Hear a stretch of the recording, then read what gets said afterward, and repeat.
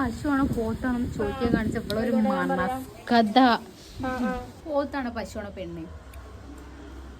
പശു. എരുമയാണോ പോത്താണോ പെണ്ണ്? എരുമയാണോ പോത്താണോ പെണ്ണ്? എരുമണി. എരുമ പെണ്ണാ?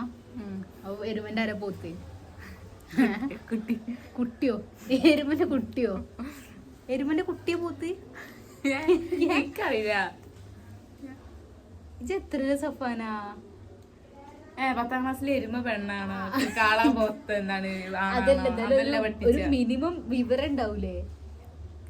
അപ്പൊ കാള ആരാ? പോത്തിന്റെ കുട്ടിയാണ്. ഇത് പറഞ്ഞ എരുമന്റെ കുട്ടിയാണ് പോത്തുന്ന്. അടുത്ത കുട്ടിയാണ് പോത്ത്. അപ്പൊ കാളെ ഇത്രയും നേരം എന്നോട് ചോദിച്ചത് എന്താ പോത്ത് കള ഒക്കെ തിരിച്ചു ചോദിച്ചോട്ടെ കിട്ടുമെന്ന്. പോത്താണാണേ, കാള ഓൾസോ ആണാണ്.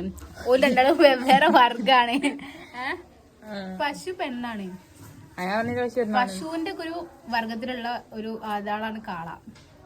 കാള ആണാണ്, പശു പെണ്ണാണ്. പോത്ത് ആണാണ്. പോത്തിന്റെ ഒരു വർഗത്തിലുള്ളതാണ് എരുമ. പെണ്ണാണ്. എനിക്കറിയില്ലേ, എനിക്ക് മനസ്സിലാവില്ല.